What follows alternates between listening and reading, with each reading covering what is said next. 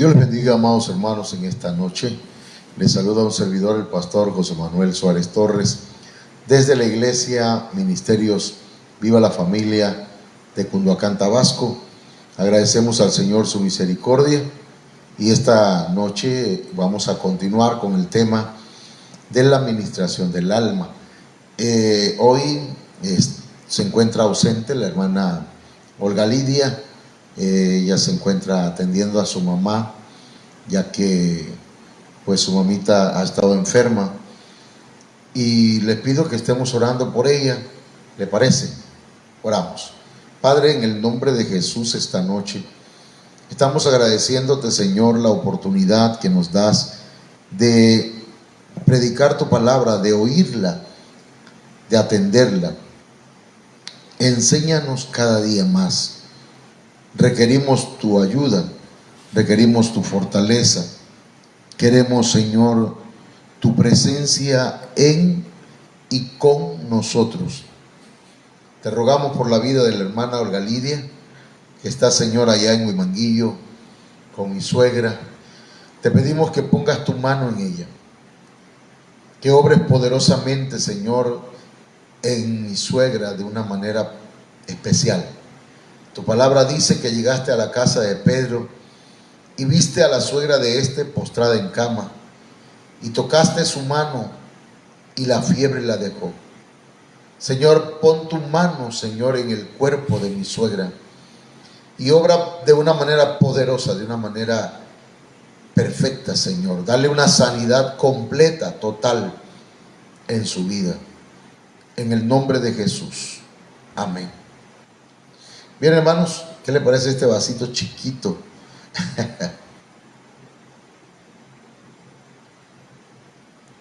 Acabamos de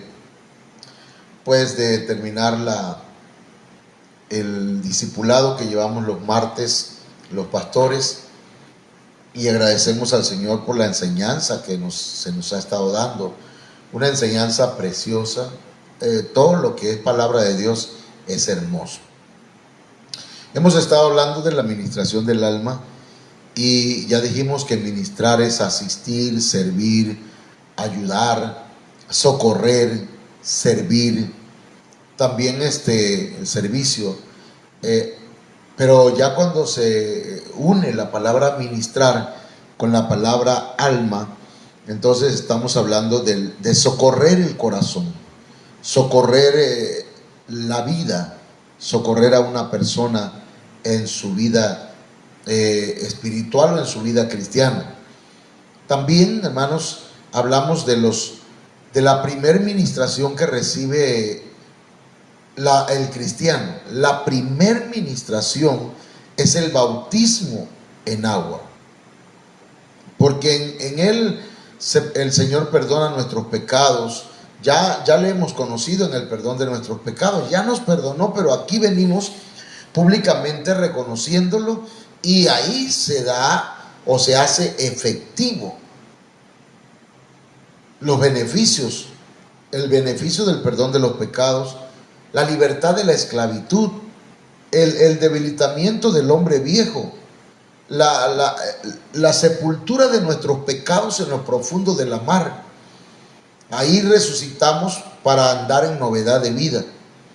También ahí es donde recibimos una buena conciencia.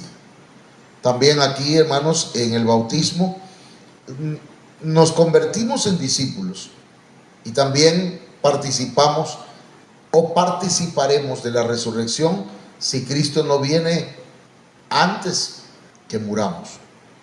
Y si tenemos que de alguna forma dormir, porque la muerte ya no es, ¿cómo le diré? Ya no tiene ninguna facultad, no tiene ningún poder sobre la vida de los cristianos. Ahora dice que participaremos de la resurrección.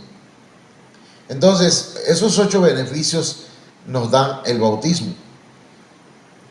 Cuando nosotros continuamos, la primera ministración es el bautismo en agua, pero después vienen las ministraciones que se dan, no sé, de manera consecuente. Por ejemplo, esta semana que pasó se ministraron 2 hermanos y esta que viene deben venir para continuar con esa administración. En esa administración reciben consejo.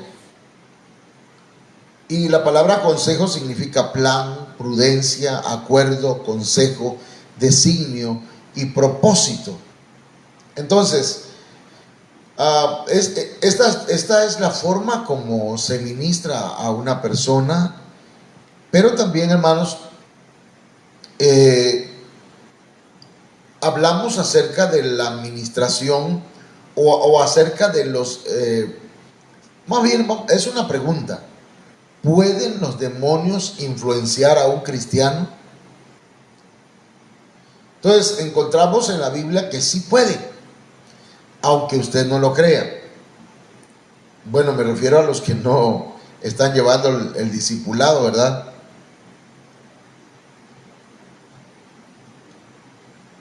Porque el apóstol Pedro en cierta ocasión dijo: tú eres el Hijo del Dios viviente, el Cristo, el Hijo del Dios viviente. Y declaró en fe y por revelación divina, Pedro declaró que Jesucristo era el Hijo del Dios viviente, el Cristo. Un poquito más adelante, unos versos, dice la Biblia que el Señor reprendió a Satanás cuando Pedro le estaba llamando la atención, porque Jesús había hablado de su sacrificio, de que él iba a morir, iba a entregar su vida, y Pedro lo reprendió. Pedro no entendía muchas cosas, pero empezó a decirle al Señor: Señor, que no te acontezca esto, no permitas que te pase algo malo. ¿Cómo va a ser posible? Bueno, estoy parafraseando o poniéndole un poquito de crema a los tacos, ¿verdad? Pero el Señor, cuando escuchó a Pedro, discernió el espíritu que estaba en Pedro, discernió lo que Pedro estaba hablando, y le dijo: apártate de mí, Satanás, porque no pones la mira en las cosas de Dios, sino en las cosas de los hombres. Entonces, sí pueden los demonios influenciar a un cristiano. Que el Señor nos ayude y que el Señor nos dé la victoria en medio de esas tentaciones, pruebas, en medio de esos momentos que llega el enemigo a querer apartarnos de la voluntad de Dios. Hay influencias negativas de las tinieblas en un cristiano. Lo vimos, ¿verdad?, ayer cuando hablamos acerca de aquel señor o aquel hombre que estaba en la sinagoga. Estaba en la sinagoga. De manera pues que, hermanos, al estar en la sinagoga, eso quiere decir que ese hombre estaba influenciado por un espíritu inmundo. Dice, esto está en Marcos 1:23, pero había en la sinagoga de ellos un hombre con espíritu inmundo que dio voces. Imagínense, un hombre, una persona que anhela las cosas de Dios, que sí quiere las cosas de Dios, porque ¿qué hacía en una sinagoga? Creo yo que hay gente que anhela las cosas de Dios, pero hay algo que lo está estorbando, hay algo que lo está llevando o influenciando a cometer ciertos pecados. Se le han abierto puertas a los espíritus inmundos. Entonces, hermanos, nosotros tenemos, como hijos de Dios, pertenecemos al Señor y recibimos el derecho, el privilegio de ser hijos de Dios, pero no podemos nosotros permitir que el pecado vuelva a reinar en nuestros corazones. Porque de lo contrario nos va a llevar, hermanos, a cosas terribles. Entonces fíjense que hay cosas que nosotros tenemos que aprender con el favor del Señor, y que podemos y debemos nosotros prepararnos, estar preparados para la batalla espiritual diaria. Entonces hay influencias negativas de las tinieblas en los cristianos. Vamos a ver un caso bíblico. El caso del rey Saúl. Hermanos, Saúl era, iba a decir Raúl bien, el caso del rey Saúl, hermanos, es un caso terrible, ¿verdad? Dice 1 Samuel 10:10, y cuando llegaron allá al collado, he aquí la compañía de los profetas que venía a encontrarse con él, y el Espíritu de Dios vino sobre él con poder y profetizó entre ellos. Fíjese que Saúl, hermanos, desde su perspectiva, él era un hombre, digamos, que tenía problemas en su alma. Él se creía indigno, él tenía problemas de autoestima. Y un día que el Señor, su papá, lo mandó a buscar las asnas, porque se habían perdido, las burras, pues, dice que Saúl andaba por ahí buscando, y de pronto el siervo, el criado de él, le dice: mi señor, ¿y si vamos con el siervo de Dios, con el vidente, con el profeta Samuel? Él nos puede decir,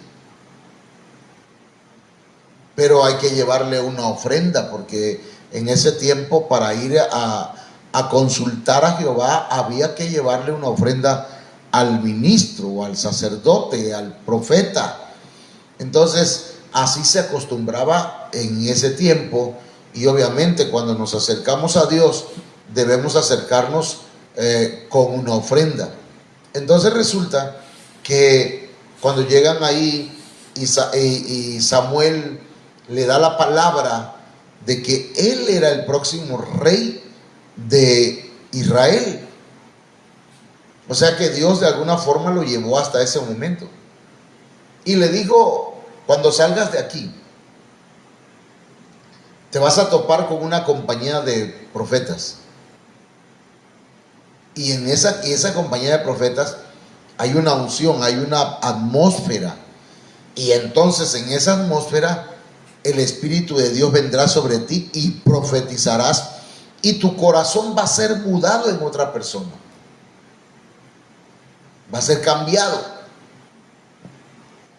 Y por cierto, ya no te preocupes por las burras, vuelve con tu papá, porque tu papá ahora está preocupado por ti. Entonces, por eso está este verso, pues 1 Samuel 10:10, que cuando llegaron allá al collado, la compañía de los profetas que venía a encontrarse con él, y el Espíritu de Dios, dice que vino sobre él con poder y profetizó entre ellos. Entonces Saúl empezó a hacer proezas en medio de Israel. Dios lo empezó a usar para liberar al pueblo de Israel de los filisteos, de manos de los filisteos. Dios empezó a prosperar su vida. Saúl tuvo un encuentro grato con Dios.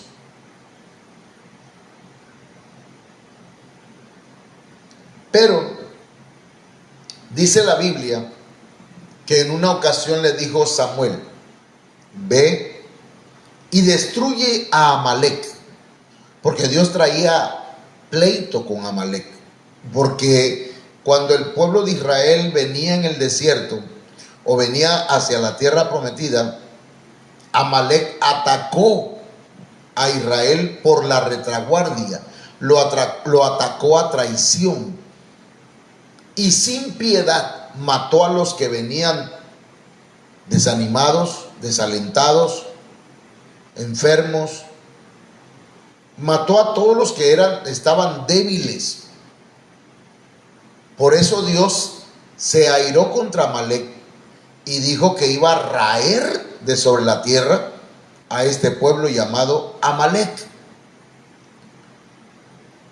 En esa situación, el profeta Samuel le dice a Saúl: Saúl, ve, dice el Señor, que destruyas a Amalec, que acabes con todo en Amalec. Mata hombres, mujeres, ancianos, niños, animales, todo. No dejes nada. Casi como cuando Josué entró a Jericó, ¿verdad? Que el Señor le dijo que acabaran con Jericó y no tomaran nada para ellos, nada, porque era anatema, era algo que estaba dedicado a Dios. El anatema tiene dos, ¿cómo decirlo? Dos significados. Ambos se relacionan, pero anatema es algo que está dedicado a Jehová y que hay que destruirlo o hay que quemarlo. Y en caso de no hacerlo, traerá maldición, porque es algo que está dedicado a Dios, no te pertenece, como el diezmo, pues, como la ofrenda. Entonces resulta, pues, hermanos, que en esa situación va Saúl y enfrenta a Amalec, hermanos. Y fíjense qué tremendo, que Saúl mató a casi todos, pero dejó vivo a algunas personas. Y dejó vivo al rey de Amalec, creo que se llamaba Agag. Y entonces no solamente dejó vivo a ellos, dejó vivo también lo más gordo del ganado, lo más bonito del ganado. Y cuando llega Samuel para ver qué había hecho Saúl, entonces se da cuenta que Saúl no había obedecido a Dios. Y cuando le dice: Saúl, ¿qué has hecho? Y dice: nada, yo hice lo que Dios me mandó. Porque hasta eso debo decir que Saúl era terco, era sabio en su propia opinión. Samuel era el profeta y le estaba diciendo: ¿qué has hecho, Saúl? Y él dice: todo lo he hecho lo correcto, lo que Dios me dijo, y no era cierto. Una persona a la que usted le dice está mal y sigue diciendo: no, yo estoy bien, esa persona tiene un problema. No sabe reconocer su error, sus errores, sus pecados. Entonces resulta que Saúl mintió: acabé con todo. Y le dice Samuel: ¿pero qué es ese balido de ovejas y esos mugidos de vaca que escucho, de toros? Eso fue el pueblo que lo tomó, yo no. El pueblo lo tomó porque pues ellos quisieron hacerlo para ofrecerle a Dios sacrificios, y no era cierto tampoco. Entonces, hermanas y hermanos, en ese contexto le dice Samuel, primera de Samuel 15:23: porque como pecado de adivinación es la rebelión. Mire que con qué relaciona y con qué compara Dios el pecado de adivinación. El pecado de adivinación es producido por un espíritu. Recuerden aquella mujer que iba gritando detrás de Pedro: estos son los siervos del Señor que vienen predicando el mensaje del reino de Dios.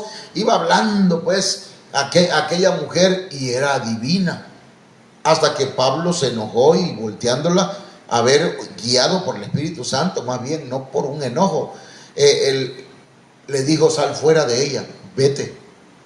Y echó fuera el espíritu de adivinación que había en aquella mujer. Entonces, porque como pecado de adivinación es la rebelión. Entonces, si la adivinación la produce un espíritu inmundo, también la rebelión la produce el espíritu inmundo.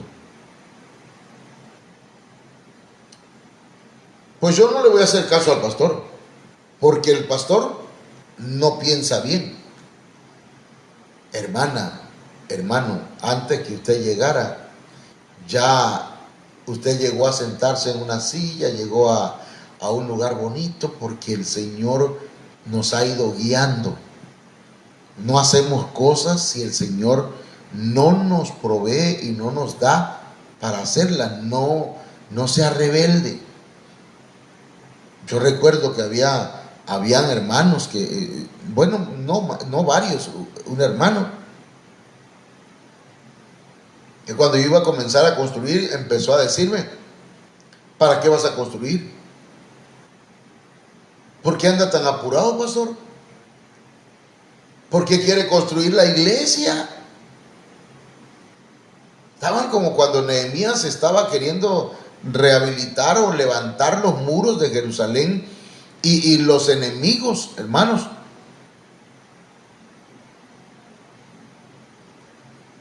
hablaban mal de ellos. Entonces, mire, el pecado de adivinación se equipara, están al mismo nivel del pecado de rebelión. Es producido por un espíritu. Cuando a usted se le invita, se le llama: hermano, vamos a servir. Yo no, pastor, yo no quiero. Wow. Eso es tremendo. No estoy enojado, solamente estoy diciendo lo que dice la Biblia. Porque como pecado de adivinación es la rebelión. Y oiga lo siguiente: y como ídolos e idolatría, la obstinación. ¿Qué es obstinación? Terquedad. Terquedad. Hay gente que es terca. Y recuerde que Saúl, hermanos, había sido cuidador de burras, de mulas. Y ahora él también era prácticamente como uno de esos animalitos. Obstinado, terco, muy terco.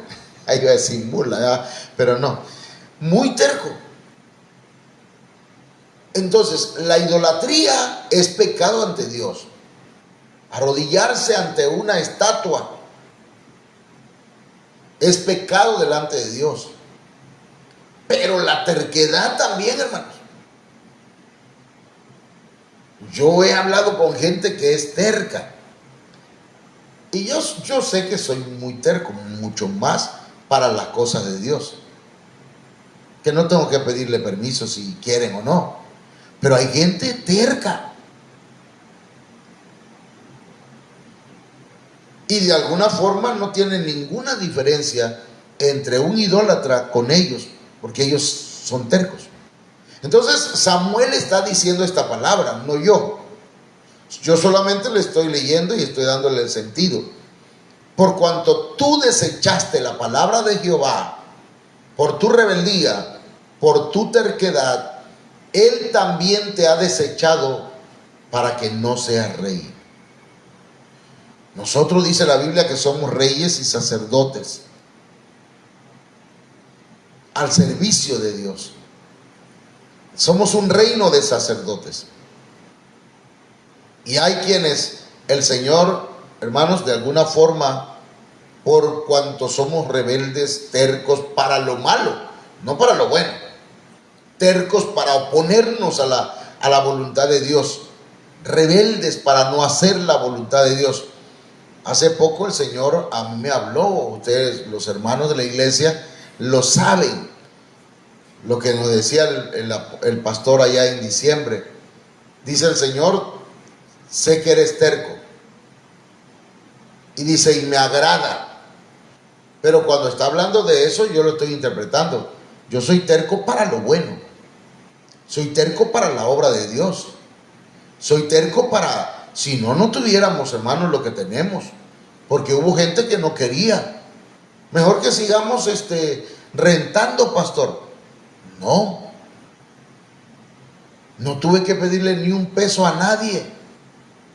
El Señor me bendijo para poderlo hacer. Porque si yo me espero, ¿verdad?, a que esté de acuerdo todo mundo para hacer algo, nunca lo vamos a hacer, hermano. Entonces, pero terco para las cosas de Dios, terco para pelear en contra del enemigo, terco para servirle a Dios, no para estar en contra de la voluntad de Dios, en contra de la iglesia del Señor o en lo malo. Hay gente que es terco, no quiere dejar el pecado. Es que no quiero. Primera de Samuel 16:14 dice, el espíritu de Jehová se apartó de Saúl. Mire, la rebeldía y la obstinación hacen que el espíritu de Jehová se aparte de nosotros. Y le atormentaba un espíritu malo de parte de Jehová. Dios tenga misericordia de nosotros, hermano. Dios tenga misericordia de nosotros y nos ayude. ¿Alguna vez se ha acercado usted a algo? ¿Alguna vez usted ha sido rebelde a la voluntad de Dios? ¿Alguna vez el Señor le ha puesto algo en su corazón para hacer por la obra de Dios y no lo ha hecho? ¿Alguna vez el Señor le ha mandado a hacer algo y no lo quiere hacer? Mi esposa se le acercó a hermanos y le dijo, hermana, queremos reunirles para trabajar en el servicio en la iglesia. Yo no, hermano, yo no, después. No quieren, son rebeldes, tercos. Le digo a mi esposa, tú sabes que no tenemos que obligar a nadie. Esto debe ser de corazón. Entonces, hermanos, ¿qué pasa cuando somos rebeldes y obstinados? La consecuencia es, 1 Samuel 16:14, el espíritu de Jehová se apartó de Saúl y le atormentaba un espíritu malo de parte de Jehová. Entonces, tengamos cuidado. La rebeldía y la obstinación le abren puerta al enemigo. Entonces, cuando el espíritu de Dios se aparta de Saúl, lo que toma el lugar es el espíritu malo, un espíritu malo de parte de Dios. Dios lo permitió, Dios se lo envió. 1 Samuel 16:15, bueno, así lo dice la Biblia, perdón, lea 1 Samuel 16:14, que iba de parte de Jehová, Dios lo permitió. ¿No quieres obedecer? No pasa nada.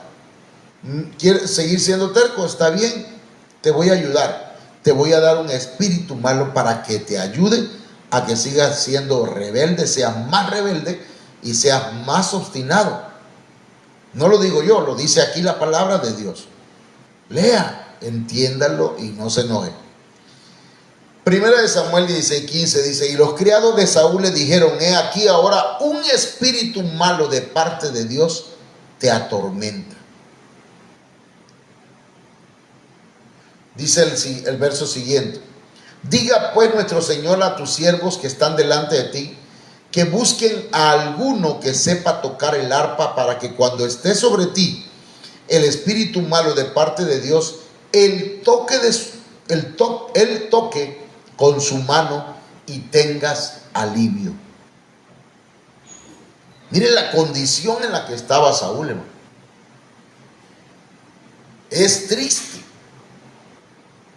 Mire que la Biblia dice: por cuanto no quisiste servirme, le dice el Señor a Israel, voy a hacer que le sirvas a tus enemigos. De todas maneras tenemos que servir. O le servimos a Dios voluntariamente, o le vamos a servir al enemigo. Entonces, mire cómo dice 1 Samuel 16:23. Y cuando el espíritu malo de parte de Dios venía sobre Saúl, David tomaba el arpa y tocaba con su mano, y Saúl tenía alivio y estaba mejor, y el espíritu malo se apartaba de él. Qué triste, ¿verdad? La condición en la que terminó Saúl. Todo por ser terco, todo por ser rebelde. Hermanos, perdón, le hago una pregunta. ¿Usted es terco? ¿Usted es rebelde? Le pregunto. Porque hay gente que dice: yo le sirvo a Dios. Pero si no le obedeces a tu pastor, mucho menos a Dios. Si no le obedeces al que te enviaron, al que te pusieron a ministrarte, al que te pusieron como tu cobertura, menos le vas a obedecer a Dios, porque esa persona fue puesta por Dios. Voy a terminar con esto, hermanos. El Espíritu de Dios permite muchas veces que venga la tentación de parte del enemigo. Dice la Biblia: entonces Jesús fue llevado por el Espíritu al desierto para ser tentado por el diablo. A veces el enemigo nos pone tentaciones. A veces, hermanos, las tentaciones vienen a nuestra vida, y quiero leer algo acá mientras aparece ahí ese texto, precisamente en base a lo que estamos viendo allí. Fíjese lo que le voy a decir. Ahí en Lucas capítulo 4 verso 1 dice, allí en la Reina Valera: entonces Jesús fue llevado por el Espíritu al desierto para ser tentado por el diablo. Entonces, fue llevado por el Espíritu. En Lucas 4:1 dice: Jesús, lleno del Espíritu Santo, volvió al Jordán y fue llevado por el Espíritu en el desierto. O sea que también tienta a los espirituales, no solamente a los carnales. Los carnales ahí viven en su mero mole, ¿verdad? Fue una tentación, mi amor, fue una mujer que se me atravesó. No es una tentación para el pecador, no es una tentación, porque vive en el lodo. Para el cristiano sí, es una tentación. Y me llamó la atención algunas cosas que quiero compartir así brevemente, hermanos, que el enemigo tienta al Señor, pero fíjese que lo tienta, y la palabra tentador, hermanos, tiene que ver con probar, tanto en el sentido de intentar. El diablo intenta, hace intentos por tentarnos. ¿Y sabe qué significa eso? Que tentación es una prueba para conocer nuestra naturaleza. ¿Somos o no somos? La tentación es para probar nuestro carácter, que a veces, hermanos, es un carácter, como dice Hebreos, ¿verdad? Que dice: quítese de vosotros, quiten de ustedes o despójense de toda carga, de todo peso y del pecado que tan fácilmente nos envuelve. Entonces, hermanas y hermanos, aquí vemos pues que encontramos acá en la palabra del Señor, yo no sé dónde anda en lo que estoy aquí, ok. Entonces, ese es el propósito del enemigo, tentarnos. Hay propósitos encontrados. Juan 10:10. Miren cuál es el propósito del enemigo. El enemigo tiene propósitos bien definidos. El ladrón, o sea, el diablo, que el Señor lo reprenda, no viene sino para hurtar y matar y destruir. Cuando el diablo, puede ser, ¿verdad? Perdón que me voy a meter en esto. ¿Y qué de malo puede ser que la mujer o el hombre tenga un amante? Todo el mundo lo tiene. Sí, pero va a destruir tu hogar. ¿Qué va a destruir? No, no lo destruye. Claro que sí. Pero él o ella, hablando de la otra persona, dicen, no, ¿cómo vas a creer que te quiero lastimar? Si yo te amo, mi amor, yo te quiero. Y la realidad es que el diablo sí viene para hurtar, para matar y destruir. No viene para darte caricias. No viene para suplir las necesidades que tú tienes. Viene para eso, para hurtar, para matar, para destruir tu vida, tu relación con tus hijos, tu relación con tu esposa. Viene a dañar el hogar. Viene a dañar mi relación con Dios. Ese es el propósito del enemigo. ¿Y cuál es el propósito del Señor? Y dice, yo como contraparte, yo he venido para que tengan vida, vida Zoe, vida espiritual, para que tu espíritu sea vivificado y tengas vida espiritual en ti. Y puedas hablar con Dios, puedas cantarle, puedas adorarlo, puedas servirle en espíritu. Yo he venido para que tengan vida espiritual. Y dice, y para que la tengan en abundancia. El Señor quiere darnos vida en abundancia. Quiere llenarnos de gozo, de paz. Quiere llenarnos de alegría. Un mundo que no conocemos. Un nivel de vida espiritual que no hemos experimentado, menos cuando estamos en el mundo.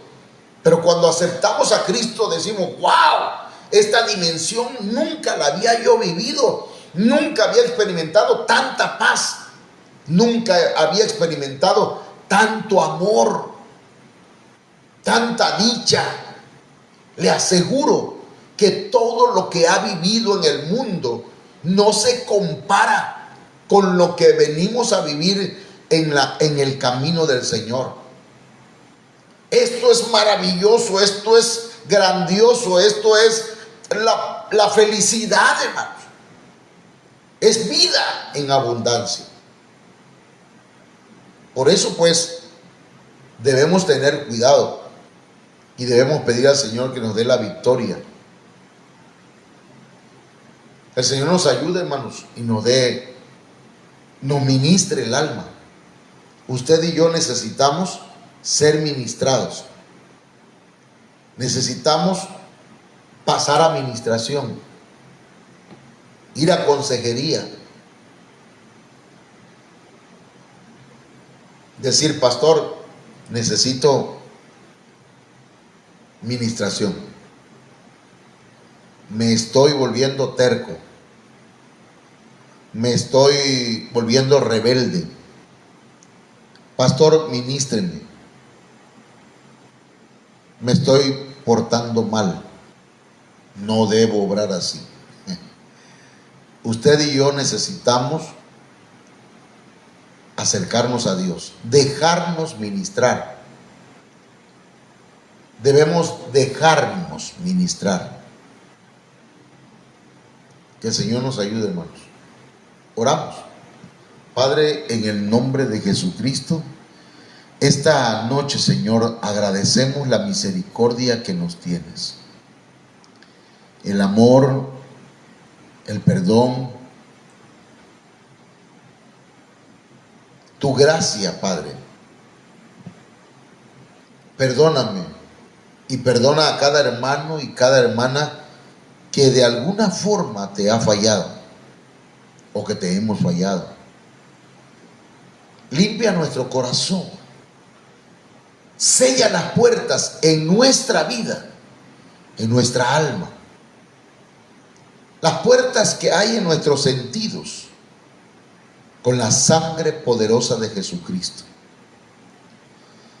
Que el enemigo no tenga acceso ni a la casa física, ni a la casa espiritual que es nuestro cuerpo, nuestra alma, nuestra vida. En el nombre de Jesús. Muchas gracias, Padre. Amén.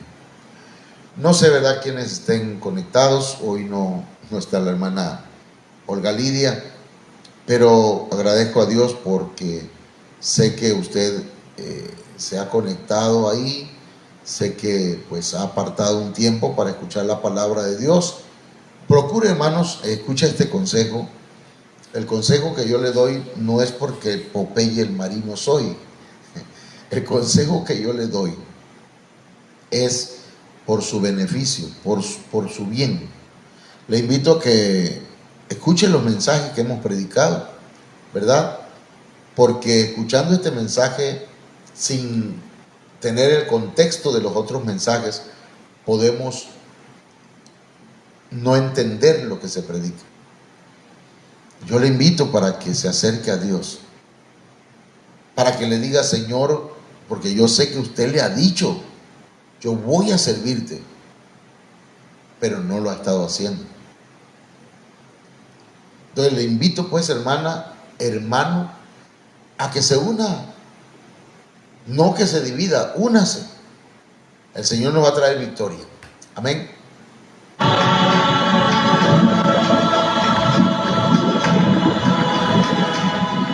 Dios le bendiga a todos.